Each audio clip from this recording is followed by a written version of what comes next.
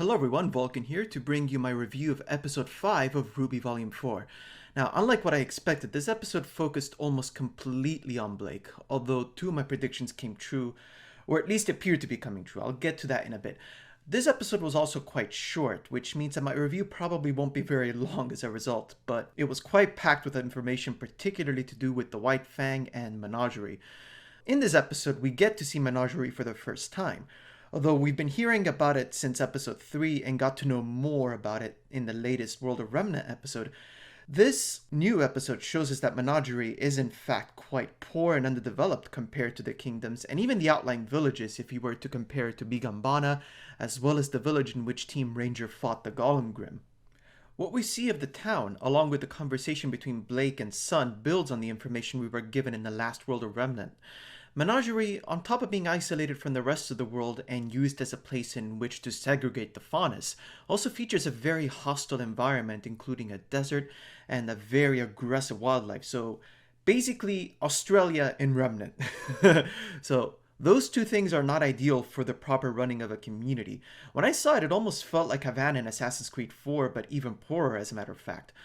Although those faunas that chose to live in Menagerie made do with everything they could and created a society that thrives, at least to a certain extent, it didn't stop a feeling of discontent to fester within the community. Given the harsh environment they were thrown into, it's not surprising that many felt like despite winning equal rights, what they were given as an apology for the way they'd been treated throughout history felt far from being fair and equal. And this is something Blake points out early on in the episode. Just after that, we get to meet Blake's parents for the first time. Now, unfortunately, Blake's mom's name isn't actually Opal like I always thought it would be, but it's actually Kali. Still, the resemblance is too uncanny. Just look at them side by side. They look so much like each other. Can you really blame me for thinking that Kali would actually be named Opal?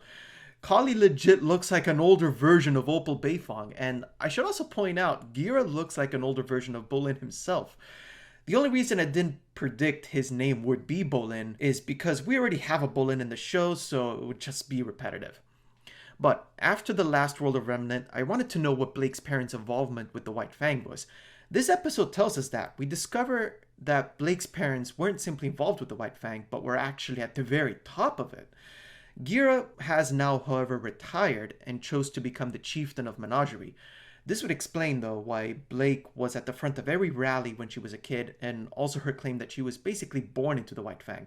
It's also revealed, by the way, that the White Fang became more violent following Gira's retirement. It's therefore quite possible, at least I find it to be possible, that after his retirement there was a power struggle within the White Fang, which led to Adam's extremist faction taking over the organization. However, the key thing to remember here is that Adam did not let Gira and his family in on it.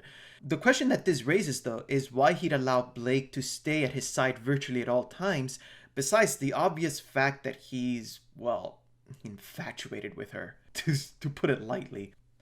We also get to see the Assassin's Creed bros, Corsac and Fennec. Now, I don't remember which one is which, but what's important is that they weren't presented in the context that I'd expected. Previously, I thought that they would have been following Blake like Sun was, but simply did it better and didn't allow themselves to get caught.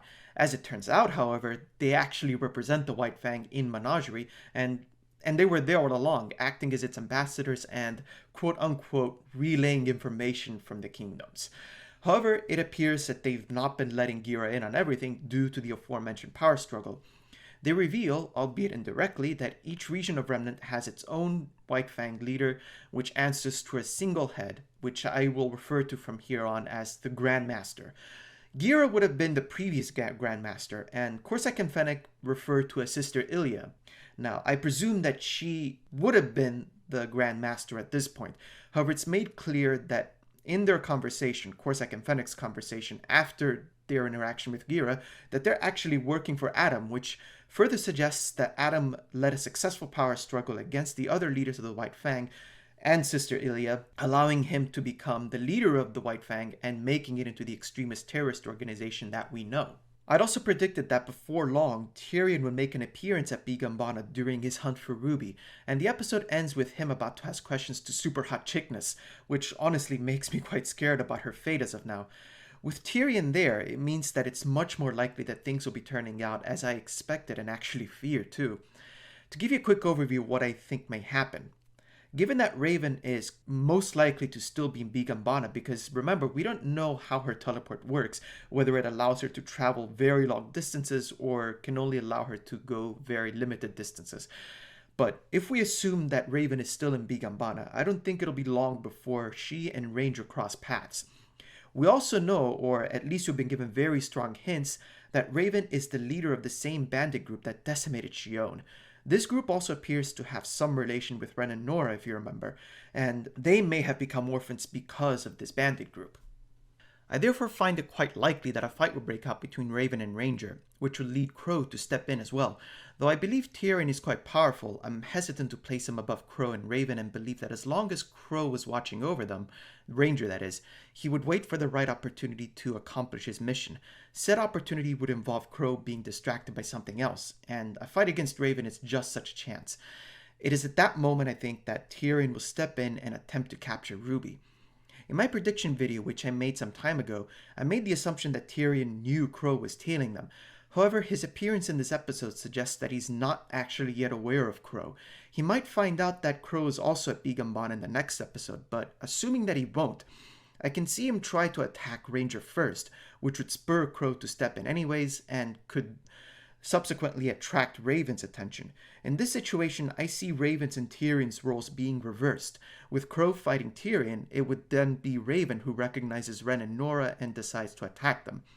I don't think Raven would fight alongside Crow in this scenario because the previous episode made it evident that Raven cares more about the survival of her clan as opposed to her blood relatives. For various reasons, which I covered in my prediction video, Ren and Nora may also have a lot of significance to Raven and her bandit group, as they potentially are a threat to them. So it makes more sense to me that she therefore tried to defend the tribe rather than her family. Either way, shit is about to go down in the next episode and things are getting really fucking messy. If you want to know more about this theory of mine, do check out my prediction video, which I made some time ago, like I said. I put the link down in the description below for your approval. As a final note, I also want to mention that Sun was once again fucking awesome in this episode, especially with the way that he apparently has absolutely no tact. Kali's taken a liking to him, but not Gira.